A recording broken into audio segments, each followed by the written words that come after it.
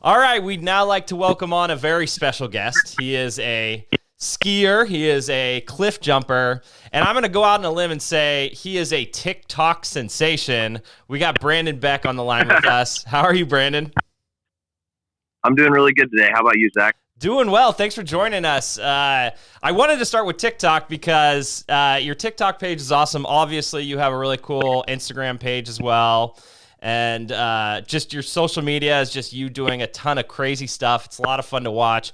What got you into TikTok and basically what made you go so viral out there?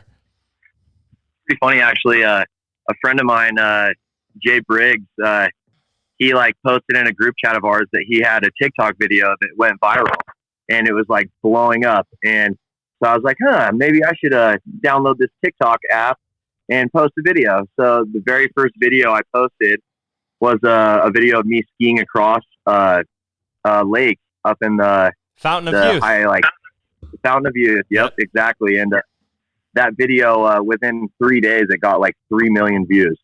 And I was just like, wow, this is crazy. And within 3 days, I had more followers on TikTok from one video than I had on all of my Instagram and everything like that. I was like, oh, all right, this could be a cool platform. Maybe I should start using it more. And you have you have kids, right? Are they showing you how to do it, kind of?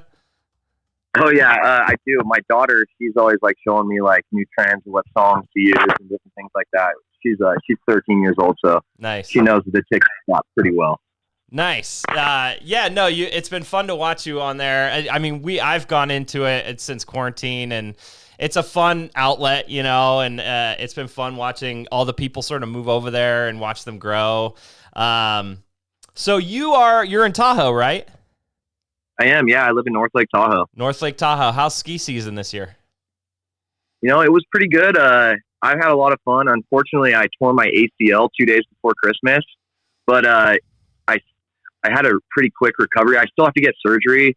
I'm going to get surgery at the end of May or early June, but, my knee was actually healed up kind of by itself pretty well, good enough to where I've been skiing on all my off days and everything still. I'm not 100%, but I'm still out there having fun. I've had a torn ACL for 7 years. It was the second time I tore it. There is life, with it. I wouldn't be doing the stuff that you do probably if I had my knee like this, but it's manageable if you can manage the pain, Exactly. And I don't know, I have high hopes for my surgery, and then I'll be back to 100% myself by next winter. Nice. You mostly ride Squaw, right? Yeah, I ride Squaw and Alpine mostly. I'm a sponsored athlete for Squaw Valley, so they give me a pass, and then I go and do photos and video with them. But this year, because of my knee, I haven't been doing as much, but it's all right. So outline, for people that have never been to Squaw, because, we have a lot of people up north that are, really Mount Shasta centric, and are people that go up to Bachelor. Explain what Squaw is, because it's kind of hard to explain, the different terrains that you'll see there. Yeah. So Squaw Valley is kind of the mecca for extreme skiers in the West Coast, mostly because all the craziest terrain is all visible from the chairlifts. So, it's kind of like a big show, and anybody can see it. So, it's kind of fun to go up and, you go right up KT22, and all the biggest, most famous cliffs are just right visible from the chairlift, and you can watch all the craziest skiers, or you can go and show off for all the people on the chairlift, which is kind of fun. And there's just so much terrain there. As far as everything goes, there's big mountain lines. They have a good terrain park, and they've got it all as far as the ski resort goes. And I actually grew up and went to high school in Fall River Mills, so I spent a lot of time skiing Mount Shasta myself, and I fell in love with that little mountain. And it was I haven't ridden there in a couple years, but I used to really enjoy going there when I was in high school. Yeah, I just went recently, and I go very rarely to Mount Shasta. It actually has some fun terrain. I mean, obviously, it's not like Sierra or Squaw, with the terrain, but for its location, it's still a lot of fun. You remember the patch? Absolutely. You remember the patches? The like the pumpkin patch? The pumpkin patch, yeah. So I actually went there. I went there, and there's trees everywhere. All the trees grew, so you can't ride there anymore. I was bummed. I did that little trek through the trees, and then you get there and there's nothing there. So it was bummer, man. That's crazy. Yeah, but I remember like growing up, that's where like we would all try our tricks, right? Like we would try our flips and it was just powder. So those were the fun days. Yeah, I know. We built a big jump out there my senior year in the pumpkin patch, and it's kind of like this jump over a road, and that was like the biggest jump me or any of my friends had like really hit at the time. And I learned how to do double backflips there, like cork sevens, a bunch of different things, all of Mount Shasta. So did you sort of find your like extreme sports roots, I guess, like on Mount Shasta? Like, how did you get into like just doing crazy shit? Okay, so I think a lot of that stems from my father, because he was a professional extreme skier and also a really crazy cliff jumper for his time. And so, most of the places that I go to, like McLeod Falls or Emerald Pools, my dad showed me all these spots when I was a little kid, and I watched him jump off all those things. So it's kind of like, I gotta be like my dad, So you're now passing that on to your kids, I think, right? Absolutely. It doesn't seem like maybe the smartest thing to teach your kids how to do kind of a dangerous extreme stuff, but they're going to do it anyways. So you might as well teach them how to do it safe in the right way. Right. And that's got to be fun. Like kind of going through the same path that your father went through and watching, you progress and then you watching your kids progress. That's got to be a blast to watch. It's honestly pretty nerve-wracking. Yeah, I bet. You get more nervous with your kids than you get doing it yourself. 100%, man. Every time I watch like my son or my daughter ski, I'm always like, oh God, I hope they make it. And then like I tell my dad about like how I get nervous, and he just starts laughing. He's like, it's your turn. Yeah. So let's get to the cliff jumping, because that's sort of, I think that's some of your like most electric content. It's you were in the Flow State documentary about cliff jumpers around Northern California and kind of around the West Coast in general. And there was a quote that I forget who said it, but someone said Brandon Beck is the nuttiest guy there is. And everyone was talking about how you go first and how you don't care if the camera's on, you just send it. What is your mind frame like going for these jumps? Well, I'm out there to have a good time, and you know what? The reason I got into cliff jumping was because it's so fun, and it's just a quick little shot of adrenaline, and I really enjoy that sensation. So, and we have to get to a couple of your iconic jumps here. So, Burney Falls. And tell me about that experience, because obviously that's, for anyone listening, it should be attempted by professionals only. Like, people die trying it, right? It's a huge jump you have to jump far down and you have to jump far out in order to make it. What led to you actually jumping Burney Falls, and what was that experience like? Okay, so there's kind of a funny backstory to this. So as a kid, my dad built our house up in Fall River, and we'd always go to Burney Falls and hang out there and check it out. I know my dad used to love to make up like funny stories, kind of to get our mind's imagination going crazy. And so he told us, me and my brothers, when we were little kids, that the Native Americans that live near Burney Falls, their passageway to manhood was to jump off the waterfall, even though that's not true. Right. And so I always thought that as a little kid. I was like, oh man, someday I'll become a man and jump off Burney Falls. And so basically what led to me jumping off that waterfall is I dreamt about it pretty much my whole life. And a friend of mine, Nick Coulter, had jumped off of the waterfall before. And he was, to what we know, he was probably the first person ever to jump it, at least the first person ever to jump it and be videotaped. Right. And so all of Nick Coulter and the whole cliff jumping crew, like Robert Wall and all those guys were up in Canada, and I couldn't afford to go on that trip because like I had my kids and just different things, and I just couldn't make the trip happen. So I was extremely jealous and envious while they were all there, and I was like, man, what can I do to make this like this FOMO go away? And for anyone that doesn't know, FOMO is like an acronym for fear of missing out. Fear of missing out, yeah. And so I had major FOMO.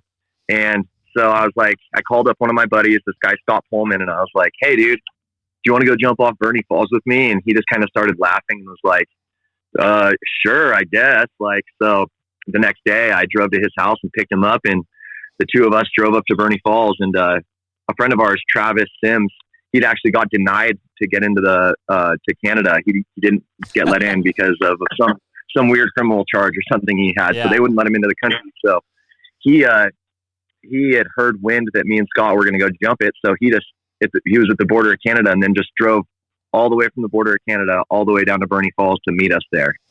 So we waited for him to show up. And once he showed up, we were looking at it, and it's actually very illegal to do because you're not even allowed to stand up on the top of the waterfall. And so the park rangers kind of, I don't know, they must have caught wind that we had planned on jumping the waterfall because they just started storming the place. I mean, there was park rangers everywhere the first day we got there, and we're like, shoot, we're not going to be able to do this. We'll get arrested or, fined before we even get the chance. So we went to a friend of mine's house in Fall River Mills and stayed the night, and we woke up the next day and went back to the waterfall. And the three of us, we got our swimsuits on, and we were walking up to the top, and there was a ranger in his truck parked like right near the top, and they followed us as we were walking down the trail to go to the top, and they like gave us the signal. They were like, "We're looking at you," and so we walked down the trail a little bit farther, and we were all bummed. We were like, "Man, we're not going to get to jump it. Like, we're going to get busted." And so we just kind of hung out for like a half hour, and we were all kind of depressed. And I went down to the bottom of the waterfall to see my little sister, Karina, who was there, and tell her that we were probably not going to do it. And right as I'm down there, like hanging out with my sister, my buddy Scott comes running down the trail, and he goes, "Brandon, we didn't drive 4 hours up here to drive home 4 hours pissed off. It's like, let's go jump this thing." So it's like, all right. So we ran up to the top of the trail, and our buddy Travis was like following us. He's like, "Hey, stop running, guys." And we're like, "No, dude, we got to do this now." So we get to the top, and we sneak down the creek, and we're like, okay, we're good to go. There's no rangers. And I was standing on the top, and I threw a rock off to kind of like judge the timing and see how much hang time there was. And as soon as I threw the rock, it got the attention of like everybody that was down at the bottom of the waterfall. And so I knew I didn't have much time, and it was crazy because when I threw the rock, I couldn't even see it land. There's a big ledge, and you can't see where you're going to land from the top. So it's a blind jump from 130 feet. And I had kind of like thought about taking my time and being like, all right, I want to really scope this out and make sure it's good to go. And as soon as I threw the rock, I took a step back to kind of take like a practice, like run up.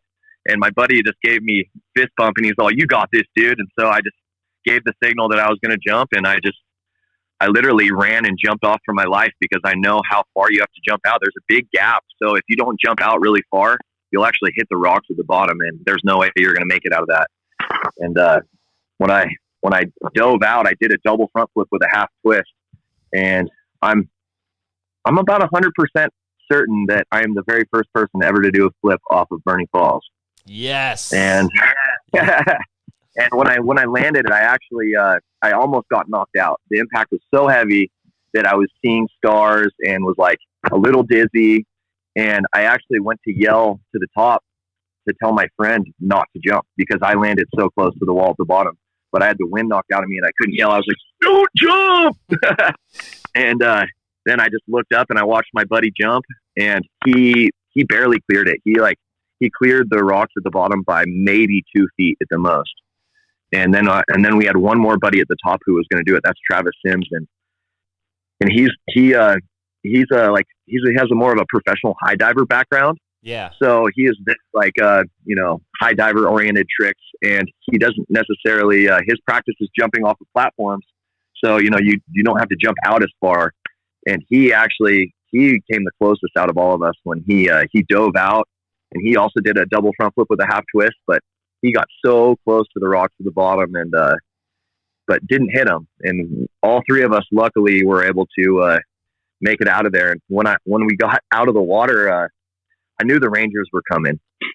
So I threw on my street clothes that I had at the bottom and, really quick, just over the top of my bathing suit. And, me and my little sister started like walking out, like pretending like we were like kind of like boyfriend, girlfriend a little bit. And, the Rangers went running right by me. Didn't even question me. And, I was like, I wasn't trying to break the law or be a criminal by any means. I was just kind of trying to fulfill a dream, a childhood dream that I had to accomplish this big feat, because it was a really big feat, and I will never ever do that again. It was a heavy impact. I was really scared in the air because I was looking at the rocks as I was free falling, and I didn't think I was going to make it there for a second. And I've actually people have asked me about the jump and asked me what I thought about if they jumped in. I was like, honestly, I would never do it again, and I wouldn't recommend that anybody else does it again. Even I know there's going to be somebody in the future that's going to step up and do it, but I wouldn't recommend it to anyone. Not even the best professional in the world. I would say not a good idea. Yeah, and that's why there's sort of a lot of blowback with it. And, when Nick jumped it and then when you guys jumped it, because in between there was actually a guy who tried to jump it and died, right? And yeah, unfortunately. Yeah, and so you understand why the park rangers are doing that, right? Why they're trying not to let people put themselves in danger. But at the same time, it's a personal freedom, right? To try these different things. I mean, that's obviously something that you kind of live for. So what would you say to, the people who say cliff jumping is dangerous and putting it online and glorifying it is just causing more injuries in the future? Well, cliff jumping is dangerous. It's maybe one of the most dangerous sports that there is, but with training and practice, there comes a level of expertise that makes it safe for certain people. Like the drunk guy at the cliff jumping spot who's just getting wasted and sending it is the most likely to get hurt. Mm-hmm. We all go out there with very serious attitudes. We take it like very seriously, just like any professional athlete would. Like a professional football player doesn't go and get drunk before his game. You know what I mean? He wants to be 100% focused, and that's kind of how me and my friends treat the whole cliff jumping thing. We want to be safe because we don't want to see anybody get hurt when we're out there. I've had to save two for sure. I've had to save two people's lives that just had mishaps. They flopped and then knocked themselves out and were drowning, and I had to jump in and save them. And one of them was actually my friend, and that was a big eye-opening experience for me because I didn't ever want to be that guy. The last thing I ever want to do is get knocked out or hurt or have somebody have to risk their life to come save me, because that's not the whole point of it. The whole point is being able to pull this stunt off without getting hurt. And what kind of precautions do you guys take? I know, like, you usually have someone waiting in the water. What do you guys specifically do? You do depth checks, that sort of thing? Absolutely. So we, no matter what, even if we've been to a jump spot like 100 times, we still get our mask and snorkel, and we jump in the water and we go and see if there's any new obstacles, because things change. Sometimes logs get swept down rivers and they get pinned underneath waterfalls, and you wouldn't know it was there unless you went and checked. So the first thing that we do is we go and check and make sure that the pool is nice and deep and there's no obstacles. And if that's the case, then we start looking at the other dangers, you know what I mean? Whether or not the takeoff is slippery, or, like, we usually don't like to try new tricks when we're jumping off these things, but there comes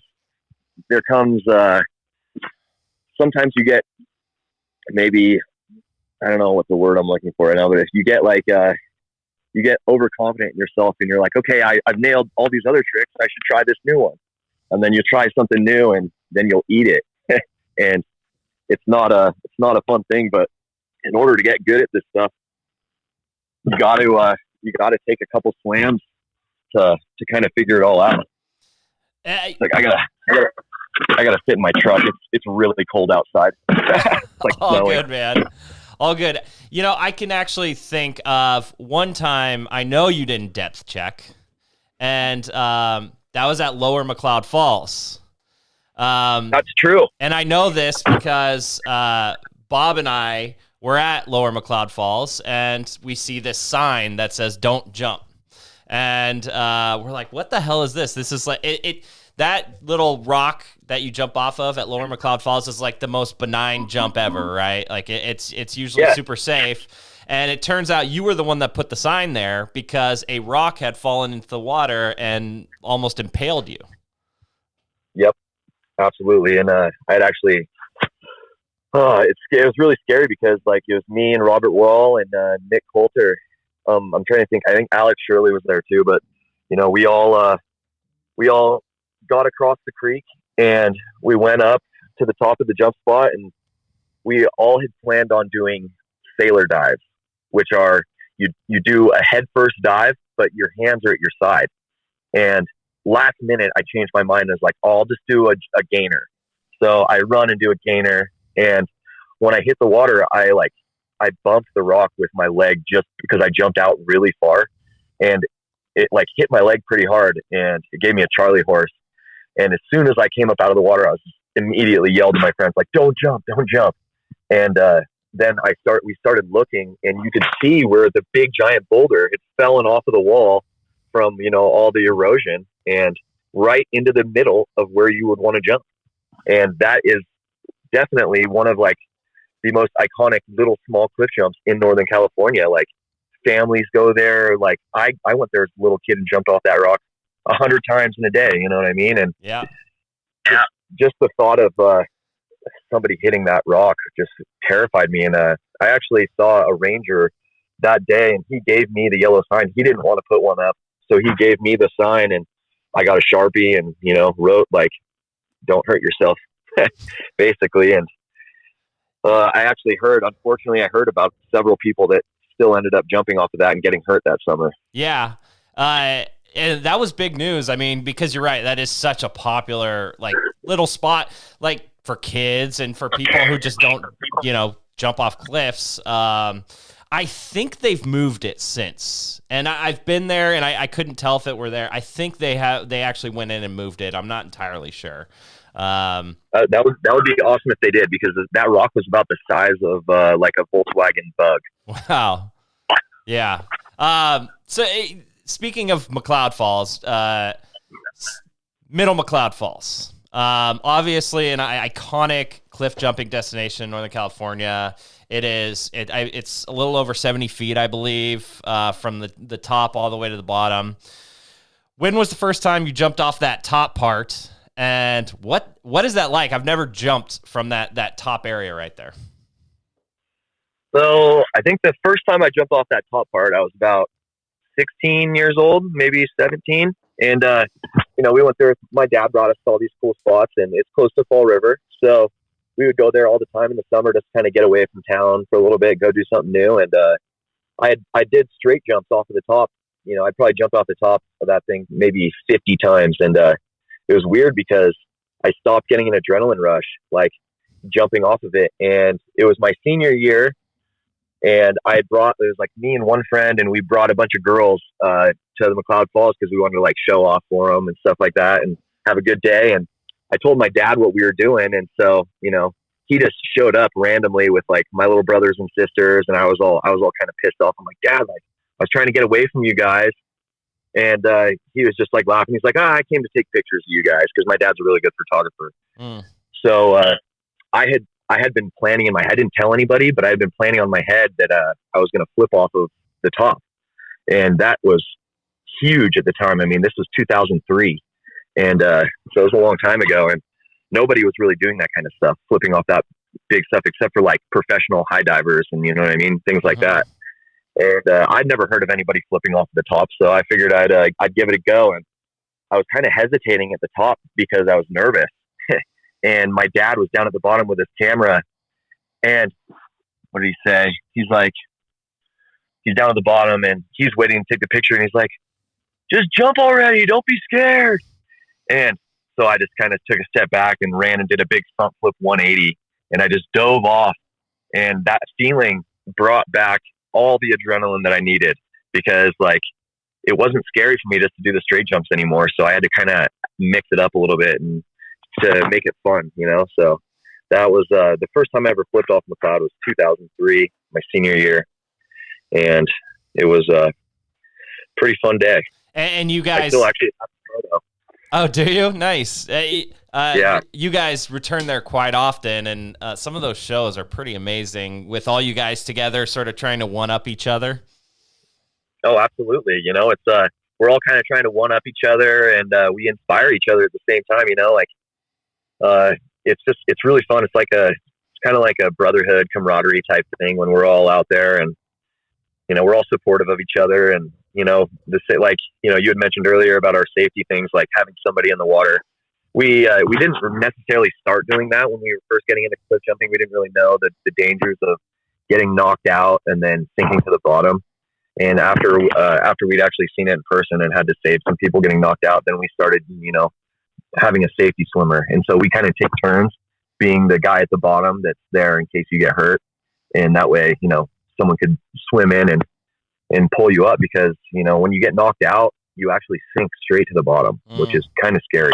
Yeah. You don't float every time, you know, sometimes and it actually has a lot to do with whether you're face up or face down in the water.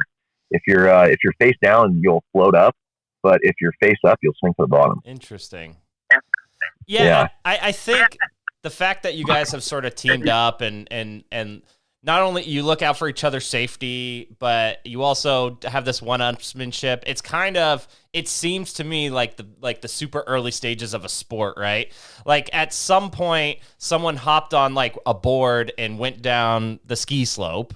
And then as it gets, you know, as more people do it and people start, you know, riding together, that's when it kind of becomes a sport, you know? And so that's been really fun to watch you guys in your progression. And it's you all have different styles, which is really cool. So it's really fun to see that, especially on these different, you know, iconic destinations in NorCal. I wanted to ask you about one last thing, and that is the rope swing in Tahoe. The 100-foot rope swing. The 100-footer, yeah. The 100-footer. Because that was obviously insane and very, very dangerous as well. Tell me about that rope swing, how it came to be, and what it was like flying off of it. Okay, so Mike Wilson actually was the original creator of this rope swing. He is a professional skier, professional adrenaline junkie, wild man, period. Like he might be one of the craziest people that's ever lived, but he has this eye for, you know, finding cool things to do in weird places that nobody would ever think of. And he saw that spot on Lake Tahoe and he's like, oh, I could build a rope swing there. So he did. And he made a video back in, I think it was like 2009, and it went super viral. And I remember watching that video when it first came out, and I was just thinking, I was like, I could do that. And so I'd had that in the back of my head for a long time, and then I started hanging out with all the cliff jumper guys, and we had been talking about it, like, you know, we should recreate that rope swing and set it up ourselves, because, you know, it's actually on state park property, so right. you're not allowed to jump off rocks or do anything fun. So, you know, you kind of have to just go and set it up and take it down. So we went and bought all the materials to build it, and we set the whole rope swing up. It actually took us about a week to set it up, because we had to make sure all the anchors were strong. We had to figure out how long to make the line, where exactly to set it up. And we had actually been in contact with Mike Wilson, and he helped us with the whole figuring it all out and getting it done right. And so once we got it all set up, what we were doing is we were swinging. We tied a backpack with a bunch of rocks in it, and we started sending that off to like look at the trajectory of the swing to make sure we didn't hit the rocks at the bottom, because you have to land in a cove. Right. So if you're 10 feet to the left or 10 feet to the right, you're going to land on rocks and definitely die.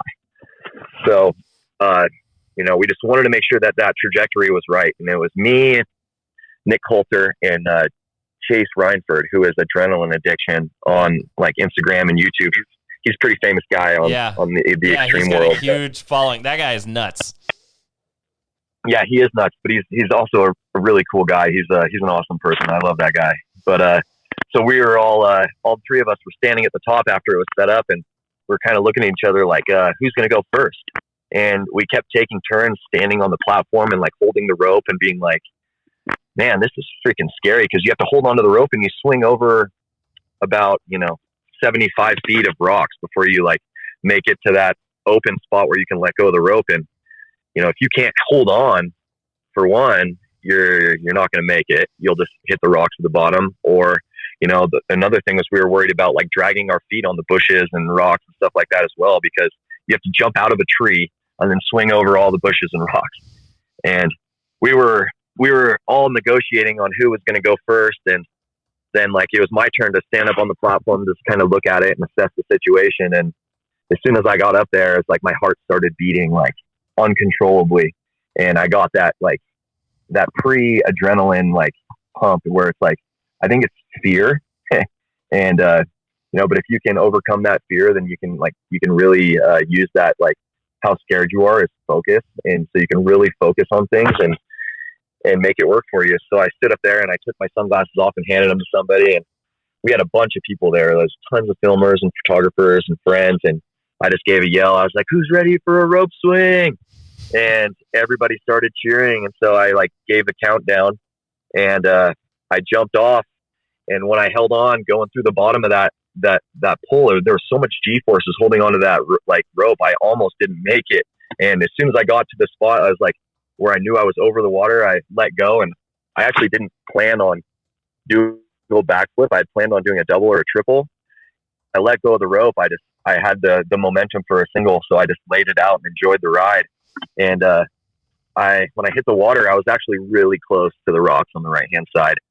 And so everybody was stoked. I made it. It was all good. But as soon as we got up to the top, we had to readjust the rope to make sure that we were going to swing out and land in the center after that. And so you were the first person to do it. You, other than Mike Wilson, yep. You were the first. Wow. Yeah. Living up to your reputation. It's kind of funny. I promised my dad that I wouldn't be the first person to go off of that, but nobody was doing it. And like, I can only stand around and wait for so long. You know what I mean? It's like, I'd rather just get it done instead of like letting the fear build up. And then you can get unfocused if you hesitate for too long. Right. And that went huge. I mean, that was picked up by national media outlets. That was a big deal when it happened, I remember. And you guys do some sort of form of that nearby every year, right? Maybe not as big. Yeah, there's just about 100 feet away from that, maybe 200 feet away from that location. There's another rope swing that's set up, and it's set up all year round. Like, there's a rope tied out of this huge tree. And I don't know who set that one up, but whoever did was a badass climber, because there's no way I'd want to climb up in that tree and tie the rope where somebody did. But it's been there for a long time. And it's actually like, it's almost getting to the point where it's kind of sketchy, because that same rope has been in that tree for at least 10 years. So it's like, with all the heavy winters, the freezing, the de-thawing, like that rope's gotta be changed sometime soon, because I mean, a rope can only last for so long. But that's a fun one though. You can do triple backflips off of it. Robert Wall did a quad off of that rope swing. So that just can give you an idea of how big it is. When you let go of the rope off of the smaller one, you're about 40 feet in the air. And when you let go of the rope on the bigger one, you're about 80 to 90 feet in the air. Wow. That's crazy. Higher than the middle McLeod Falls jump. Yep. Higher than the middle McLeod Falls jump. Wow. That's crazy. So last thing I want to know, you went from, Fall River Mills, and I'm not sure what you did in between, but you ended up in Tahoe. Why do you live in Tahoe? Why did you choose Tahoe? Is it skiing? Is it the lake? What about it makes you want to live there? So I was born in Tahoe, and I lived here until I was in the 8th grade. And then in the 8th grade, I moved to Fall River because my dad built a house up there. And I was actually super bummed at the time because I didn't want to leave Lake Tahoe, but as soon as I got to Fall River, it was like, a whole new life and adventure that I didn't even imagine. I met some of the best friends I could have ever had, but I'd always wanted to go back. You know what I mean? And I actually, after I graduated high school, I moved back to Tahoe for like 6 months and got into a bunch of like trouble and stupid things. And I was like, all right, maybe I shouldn't live in Tahoe right now. So I moved back up to Redding, and I got a good job, and I worked up in Redding for like about 10 years. And then I got a new girlfriend, and she wanted to get out of Redding. And so I was like, well, let's move to Lake Tahoe together. And we did. And, we've been here for the last 6 years now, and I love this place, man. It's a great place to raise kids, and there's all kinds of adventure. There's summertime adventure. There's wintertime adventure. If you're bored in Lake Tahoe, you're doing something wrong. Right. Yeah. I just love the different seasons and all that, you just sort of change your activities based on, the season it is. It's like, okay, it's ski time, dust off, your skis and let's go. Or it's summertime, bust out those board shorts, let's go to the beach, Yeah, Tahoe's amazing. Well, Brandon, thanks for coming on, man. This was awesome. I seriously, I love what you do. I love the content you put out. We didn't even talk about the Fountain of Youth. We'll have to have you come back on and talk about it. I know you can't divulge the location. It's a super secret location, but just the stuff you guys are doing is awesome. Where can people follow you and watch all your cool videos? So my Instagram is Mountain Beck, and my TikTok is Mountain Beck as well. And that's the easiest place to find me. Follow Mountain Beck, everyone, on Instagram and TikTok. You got some great content. Brandon, thanks for coming on, man. We really appreciate it. No problem, Zach. Thanks for having me.